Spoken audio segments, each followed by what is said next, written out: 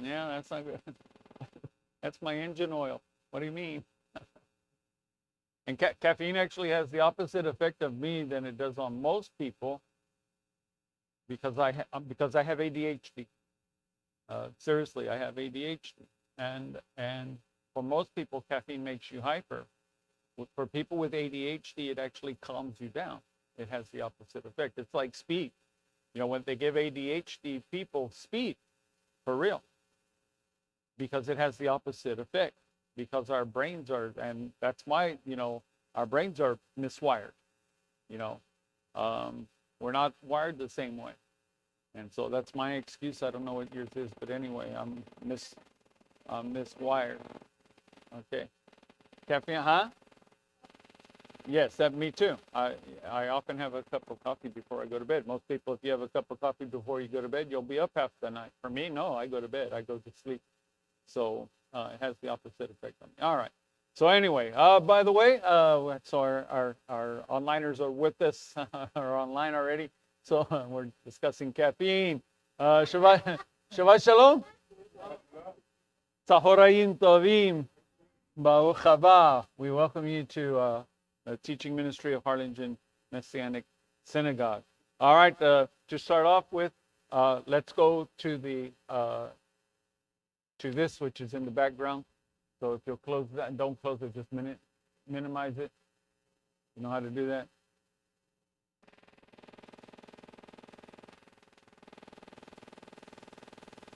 Let me help you. There you go. All right. So, so what I gave to you is out of this book. Okay, this book can be found online, the First Hebrew Printer. And so it can be found online. It's in a free PDF file.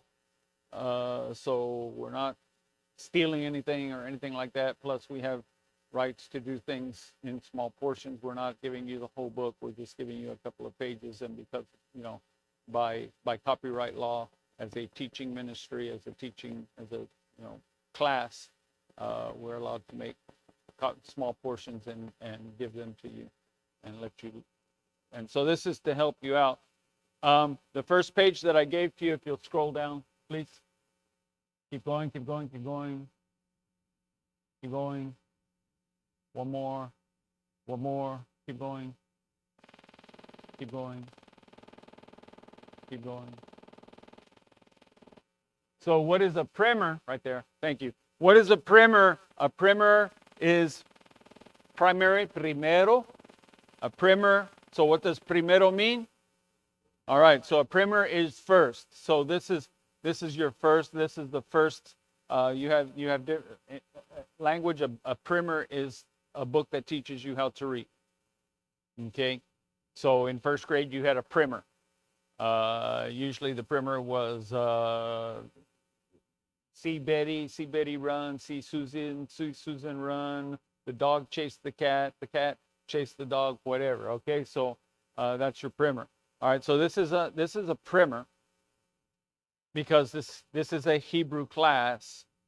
We're not just teaching you, we are teaching you, we're focusing a lot on the in-depth study of the letters themselves so that you have that understanding as well, okay? But you are going to learn how to read, God willing. You are going to learn how to read Hebrew. And so in order to do that, we need to kind of focus on this. So just a little bit this afternoon on this. Now, the first two pages, the first one is kind of a review of our very first class, some of the things that we taught you in our very first class. We won't go over that. You can do that on yourself. The second page, page 2, go down. Page 2 is a Hebrew chart, an alphabet chart, Aleph Bet chart. Okay? And you'll see 4 columns. The first column is the modern Hebrew, the block print. The second column is called the Sofit, or the final form.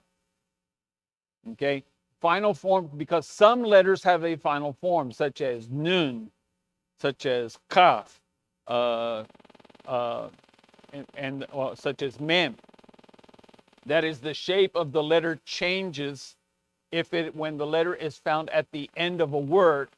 that letter will change form. And so that is called a sofit. Everyone says sofit. So these are the sofitim for the final form of these letters. The next one you have is a written block form, which is what I give to you. And the third, Hebrew, actually, modern Hebrew actually has cursive, and that is cursive. I do not know cursive. I don't understand cursive. I've never written it. I've never practiced it. I'm just being there with you, being upfront with you. I don't know cursive. There's a very famous Messianic rabbi, lives in Israel. He's an old gentleman. I can't remember his name off of the top of my head. He's actually a part of our online. You'll see him post from time to time online on the synagogue page on Facebook. He's one of our followers on Facebook. But anyway, he does a lot of, he came to believe Yeshua's Mashiach, believe it or not, through the Siddur, because of the Siddur. Because in the Siddur, in the liturgy, it is so descriptive of Yeshua. And so he believes that he is a believer that Yeshua is Mashiach. He became a believer. There's another famous rabbi, famous in Messianic circles, Shapiro, Rabbi Shapiro, who also came to believe Yeshua is Mashiach because of the Yom Kippur Siddur, because of the things that we find in Yom Kippur, including a prayer that is attributed to Kepha, to Peter. The very final blessing is as we're closing the gate. The very final blessing of Yom Kippur tells us who the Mashiach is. That Eliyahu gave us his name, and so we say this blessing, and it is attributed by the rabbis. Is attributed to Kepha, to Peter, and you will find it in all the Orthodox Siddurim. That prayer is there. They moved it. You can't remove it. Why? Because once it's in, it's in. Once it's accepted, it's accepted. So tradition by tradition. So is tradition bad? Well, if you didn't go by tradition, they would have removed this blessing by Kepha that they attribute to Kepha, who mentions that Yeshua is Hamashiach. What is his name? It says, Eliyahu has told us his name, and it is Yeshua. And so this blessing was spoken at the end of every Yom Kippur service in every Orthodox synagogue around the world. When Messianicism, and they found this blessing, in Messianicism, they found this blessing, they started using it, and the rabbis were not happy, and so they put it, they don't say it, they read it, they don't say it out loud anymore, they read it quietly to themselves, okay, at the end.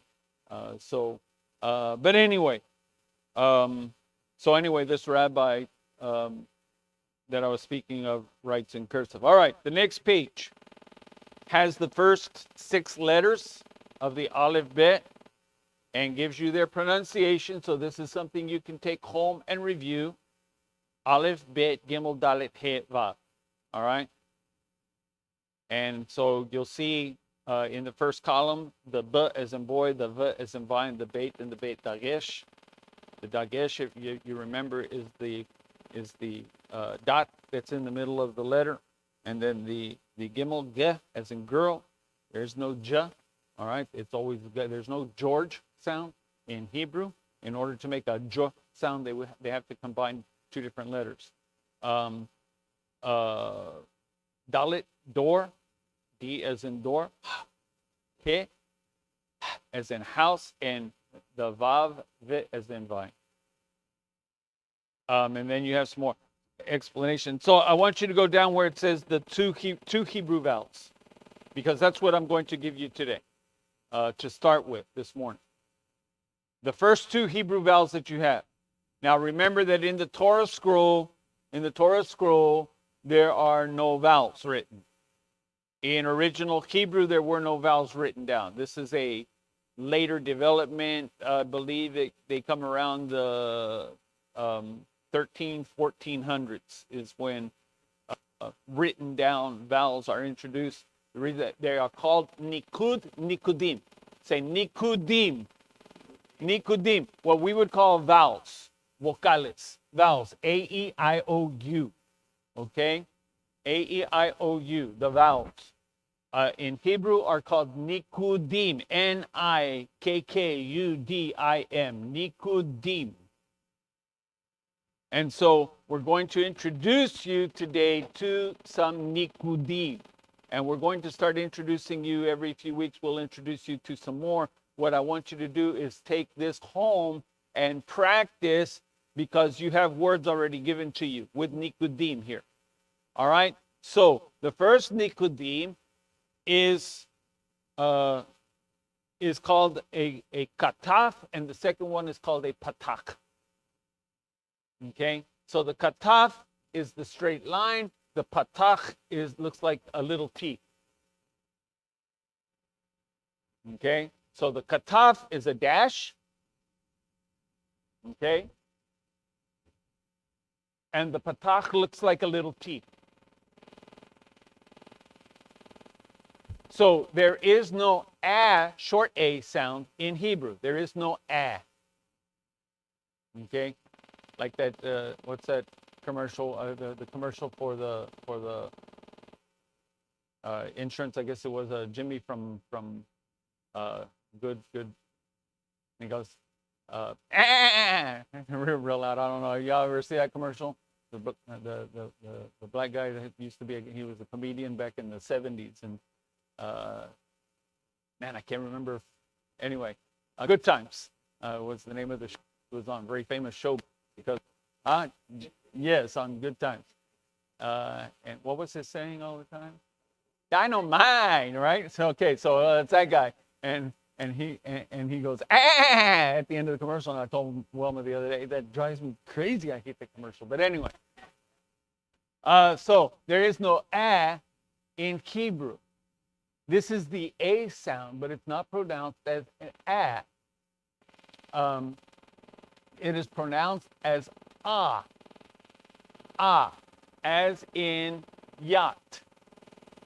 It is the a as in yacht, or what we would call a short O sound. Now, when O is written out, there is no short O. There is no it's O. Okay, so you remember the Vav, the letter Vav I showed you becomes either O or U, depending on where the dagesh is, where the dot is on it. If it's on top, it's O. If it's on the side, it's U sound. But it's O. The Vav is O. Okay? There is no short O sound. The kataf, now the thing is, the kataf and the patach, both of these letters have the same sound. So the kataf, the patach, they're basically interchangeable. Okay? And I do not know all of the rules because I'm not a Hebrew linguist, okay? I used to tell the classes when I was teaching, I'm like a fifth grader teaching first graders how to read, okay? So I don't know all of the ins and outs, except I know this, that almost always when the sound comes at the beginning of a word, it's going to be the patach. It's almost always going to be this. And in fact, this is the most common sound. But when you see either one of them, both of them are going to be always. Going to be Okay, so here you have the aleph. Remember that the aleph is silent with a patach. So the way you read Hebrew is you read the consonant first and then the vowel. The vowel. Okay, the consonant first, then the vowel. So it's kind of like reading music on a staff. Those of you who took any music classes, it's like reading the top note and the bottom note. Okay? So you would say the top letter first and then the vowel that goes with it. All right? So the aleph is silent, so you would simply say the vowel. Ah. Okay? So what's this right here? Ah. Now if I put a bait behind it, it would be av. All right, here you have a bait with a patach. This is an aleph with a kataf. Here you have a bait with a patach. Okay. So what sound does the patach make? What sound does patach make? Ah. What sound does the bait make? Bait. What sound does the bait make? B. All right. So bait, b. Patach, ah, b, ah, b, ah, ba, ba. Say ba.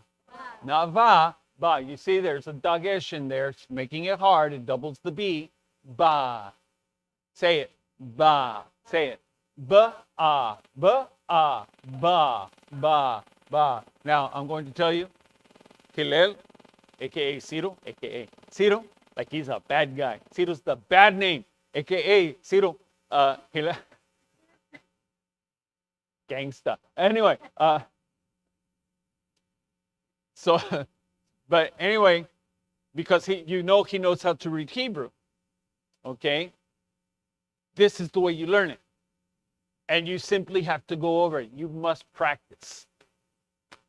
Now, all the information is given to you here. Nothing hidden. Everything's there. Okay. Everything's there. You're saying a word when you say ba. Ba Mashiach, which is part of Eliyahu Hanavi. Ba Mashiach. So ba means two things. It can mean two things, depending on the context. Ba means come, and ba means go.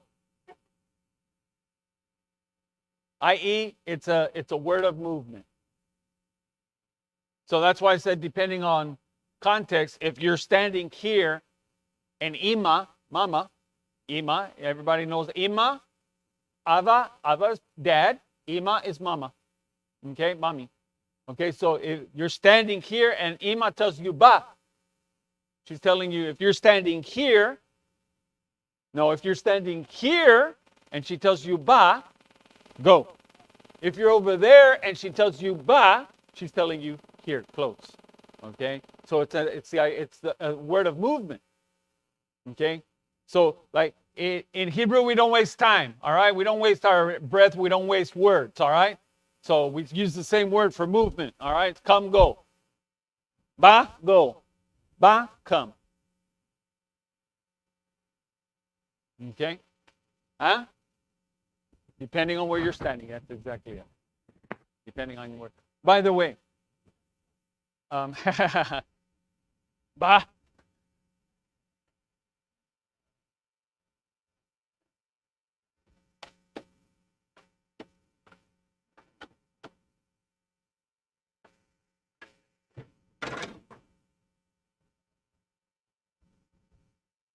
All right, I want to show you. The people online are like, where did he go? Where did he go? Ba? It is something that ba is one of the first words, one of the first vocalizations that a child makes when they're learning how to talk. Okay? Ba is one of the first vocalizations that a child learning how to talk, learning how to talk.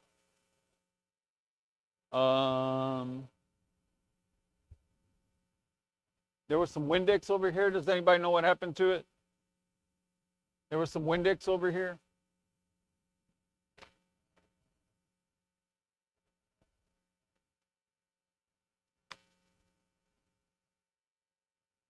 It's kind of like, what is that movie, The Greek Wedding? He uses Windex on everything. Put Windex on it.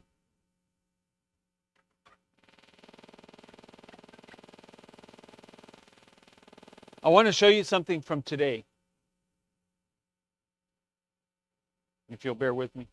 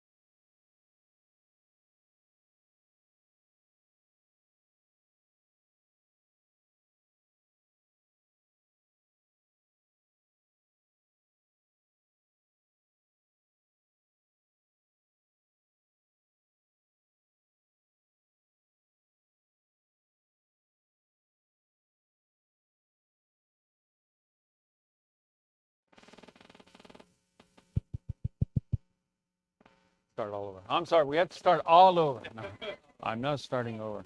Okay, now we're on. All right. I think I might have hit it. Was it on before? I think I must have hit it. All right. So, sorry about that. Where did you lose me at? So, the Hebrew is literally the word overseer.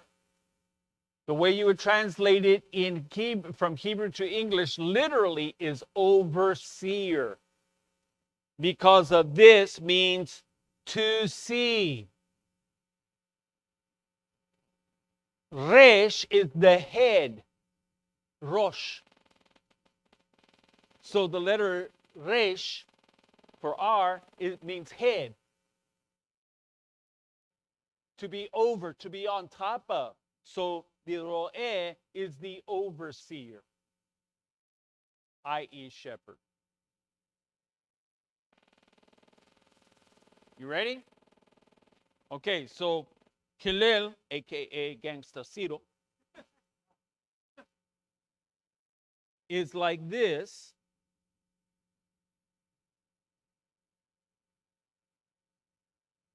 That's his title.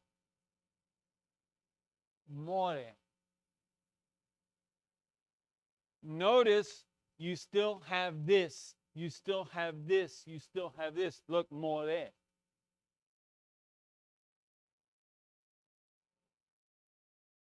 Meaning it had, now this is what I was telling you from the very beginning. When you have the original roots, the three-letter root, when you have the original root, it will always refer you back to the original definition to see. So here you have the original root, the resh, the ayin, the che. Here the resh, the ayin, the che. Here the resh, the ayin, and the che. It's all there. Then what is mo'eh? Well, in English, we say teacher. Huh?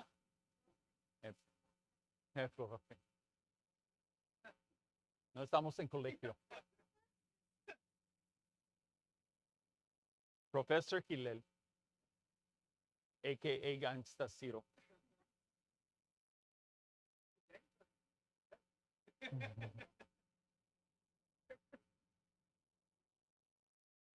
Overseer, watch, more, to cause to see. He is one who opens your eyes. The more, the teacher, what we would call the teacher, he is one who opens your eyes to see. So you have re'e, you have ro'e, you have more. They all have the same root. Isn't that cool? And that's the way Hebrew works all the time. You can count on it. You can count on it. All right. So let's put all of this to the side. Should put that in front of the ark. And let's continue on. So let's go back to the PowerPoint, if you would, please.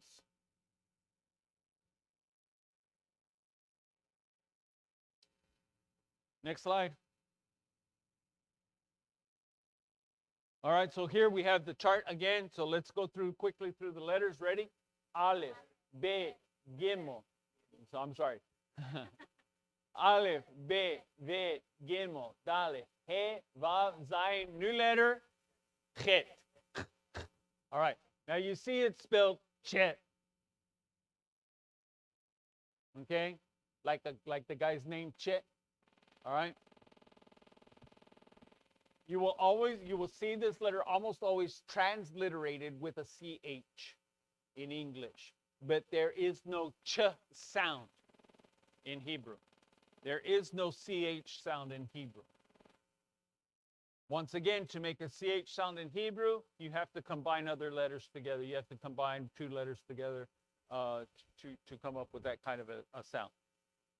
Usually the ch is made up of a tsari, and it's more of a t sound, a tz. All right. So it's hit from the back of the throat. Everyone, like you're hucking one up. Okay. Excuse me. Like you're like there's something in your throat. You have a hair in your throat, and you're clearing out.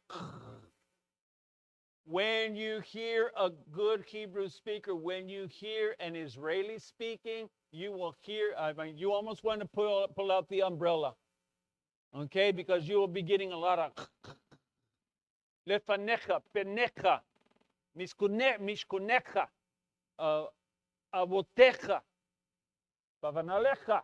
Okay, so you have a lot. By the way, that cha sound at the end means your. So, achavotecha, your love. Emunatecha, your faith. Chenecha, your mercy. So when you're seeing those chas at the end during the liturgy, or when you're reading through the Torah and you're coming and you're hearing the echa, ucha, acha, echa, echa, echa. It's your this, your mitzvotecha, Torah techa, achavatecha. That's your Torah, your mitzvah, your love. Okay, so our new letter today is chet. Next slide, please. So this is the shape of the chet. If you look at the top, this is the paleograph, and its number is 8.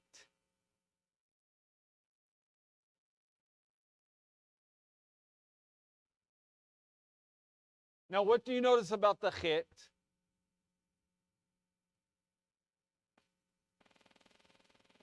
What do you see about the chet? Huh? Looks like a window? Mm-hmm. No, I'm talking about the top one now. What does the block letter look like? It looks like a hey, because they're related. What is the difference between a he and a chet? There's a gap in the he. I need a pointer. At the top, I'll throw this up there. Up.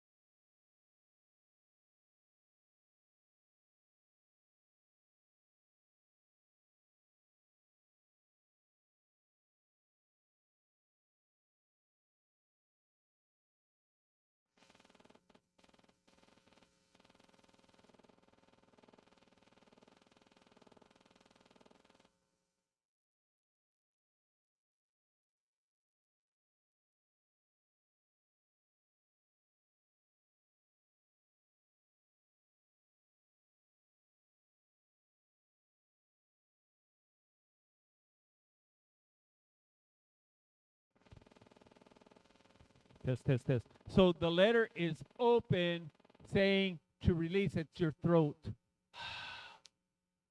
You open the throat to say, everyone, open your throat and say, for you close the back of the throat, you close the back, you close the throat. So open, close, open, close, open, close.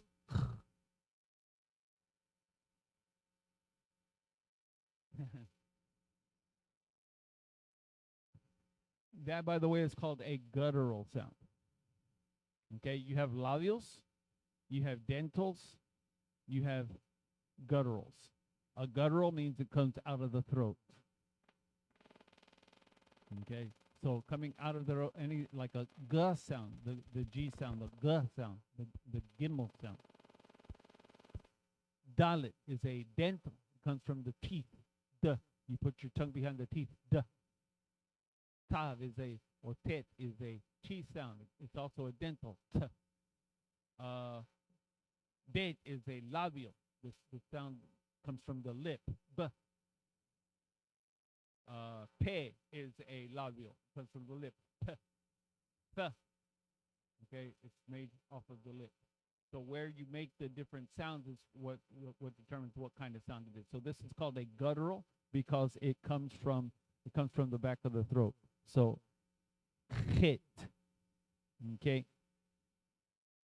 Now, another word that has another letter that has this sound is called the kaf, which we will get to down the road a little bit. The kaf. If it has a dagesh, it's a hard K. K. If it has no dagesh, it is the chit sound. Ch. Ch. Ch. Okay. So go back to the notes, please. Go forward. All right. Go up. Go ahead. Go ahead. See, when you go bald, even if you have a paper clip in your hair, it doesn't hold because there's no hair to hold it too. So you need Gorilla Glue to keep on the head. All right. So the chet sound is like an airy K sound. airy K. Like a K, you're making a K sound, but you're letting some air out. All right. Next one, please. So, also don't confuse it with the tav, because it also looks the same. What is the difference between the chet, the he, and the tav? The chet is closed, so that's the same. The he is exactly like the chet, except for the chet is closed. The tav, it has a tail and a foot. Notice it has a little foot on the bottom. Okay, so when you see that little foot, it's a tav. It's a t sound. It's not a k. All right, next one. All right, so the chet has the same as a kaf, but with no guy. The kaf has, if the kaf has no dagesh. This is the kaf. Looks like a C. The letter C. But there's no dot in the middle of it. If it has a dot in the middle of it, it is a K sound. K. But if the kaf has no dagesh in it, then it is a soft kaf or ch sound. Okay. Now, what is so chet? Chet is the letter of life. We say when we say after kiddush, when we're getting ready to drink the wine, we say what? We lift up our cup and we say le chaim. Le, lamed, el, le. You'll see it written out in English. L apostrophe L apostrophe CHIM or CHYIM. The pronunciation is le chayim. Because chai, everyone say chai. It is transliterated CHAI, but it is pronounced chai. Cha. When you're doing the Hebrew letters, when you see two vowels like EI, AI, or whatever, it's because it's going to follow AI. So letter AI.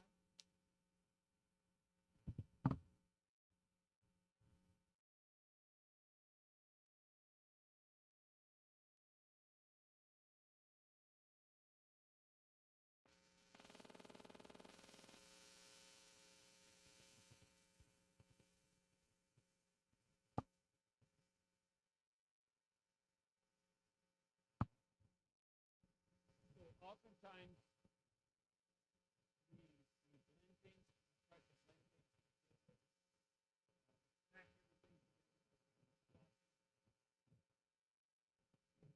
kind of fluffy.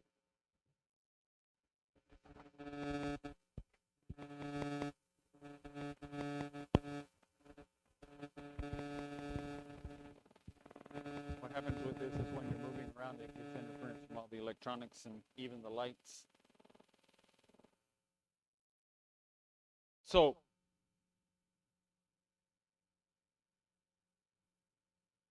this is the English transliteration. Can you see that?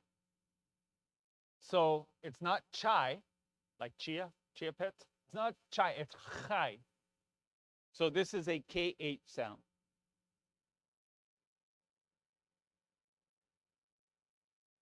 It's kind of hard writing sideways. Okay? But it's not chei because there's a different vowel. Okay? There's a different vowel. This would be spelled in Hebrew. This would be spelled like this. This is a yud. So this is the KH.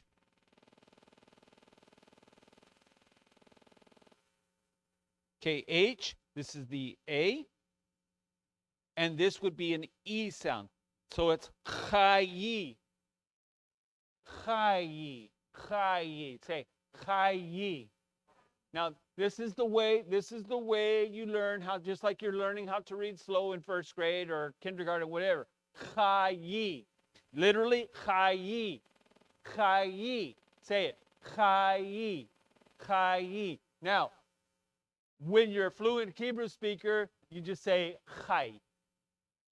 But notice that all the sounds are there. Chayi, cha-ayi, ch-ayi, ch-ayi, ch-ayi.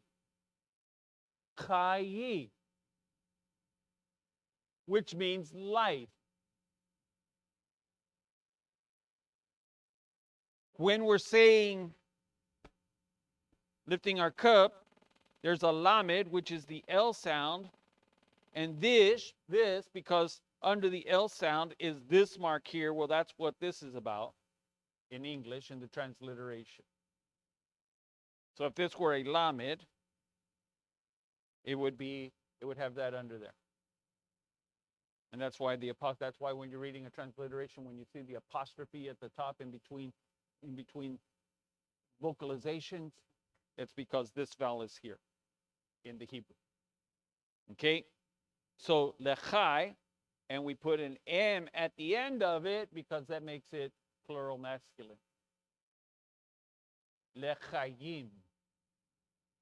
Notice that there's a yud here, which is the Y sound, lechayim. We say it real fast, we say lechaim, but it is literally lechayim. Lechaim. Le, this right here, is the English word to, toward. Le, toward. So the transliteration of lechaim is to life. Except we have a problem. It's in the plural. Literally, it would say two lives. Why? Because every human being has more than one.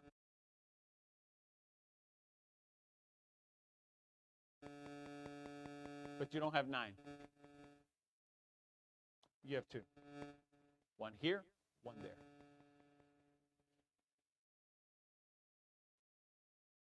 So the way we translate this, we translate this to life, what it is to living. Here's to living. That's what you're saying. Okay, so the chet. So you will often see in Judaica, you will often see jewelry that's like that. You'll see necklaces, bracelets, and they have this little charm on it right there, which is the chet and the yud, and it means life.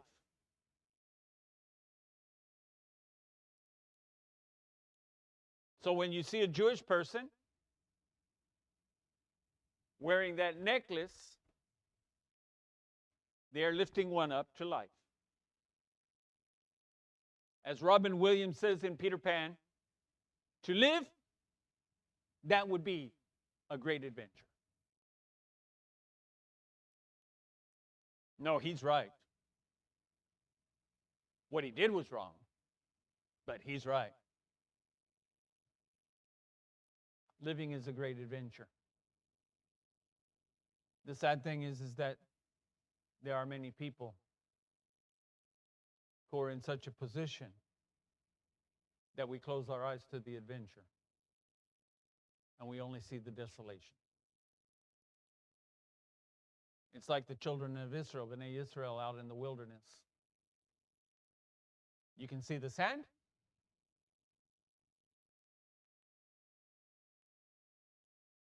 or you can see the cactus rose.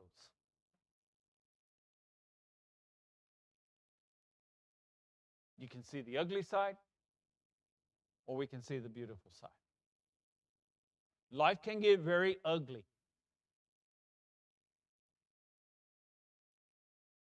I've been there. I know what I'm talking about. But I try to choose to see the beauty of it, aka my wife, my children, my grandchildren, my mom, my sister, you.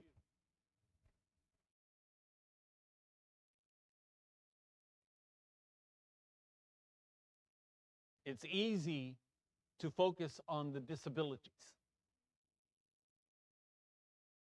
and the hardships And I complain about it sometimes. Ask my wife, she'll tell you.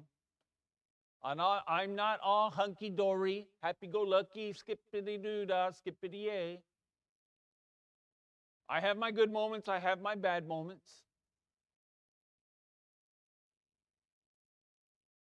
And first the carbs are taken away from me, so no donuts, no cake. I love my favorite food of all time is ice cream. And my family will tell you, my wife and my kid, when the kids were little, I had my ice cream and they had their ice cream, and heaven help you if you touch my ice cream. My favorite ice cream of all time, Bluebell Banana Split. Because you get everything. There's bananas, there's cherries in there, there's, you get everything, the chocolate in it. But I can't eat it anymore.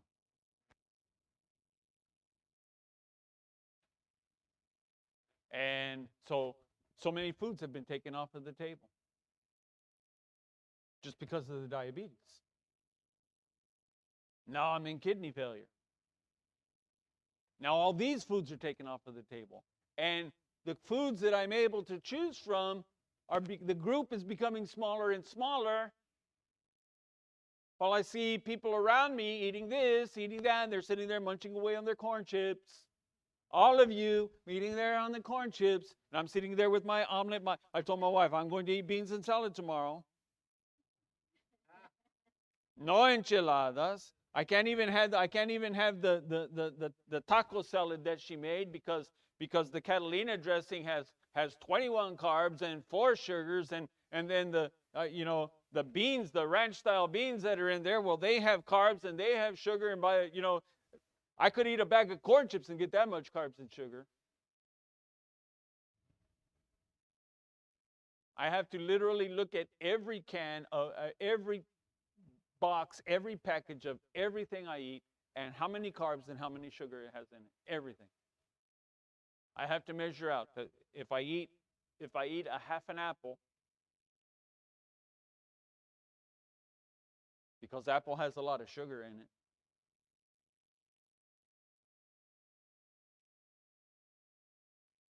Then later on down the road, I have to not eat this. I have to balance everything out. Now, I'm not telling you all of this for you to feel sorry for me, because God is good. And I'm still able to eat. I have just become very restricted in what I can eat for my health's sake. And so what I'm saying is, but I'm still able to eat some things. So I can still say l'chaim. I still say Baruch atah Adonai Eloheinu melech haolam, borei hamotzi. What's the blessing? Huh? Yes. Baruch atah Adonai Eloheinu melech haolam, hamotzi lechem min charetz. Blessed are you, Lord our God, King of the universe, who brought forth bread from. I'm still able to say Baruch atah Adonai Eloheinu melech haolam, borei minei metzonot. Borei peri ha'etz, the fruit of the tree. Borei peri ha'aretz, who brought forth who created the fruit from the earth.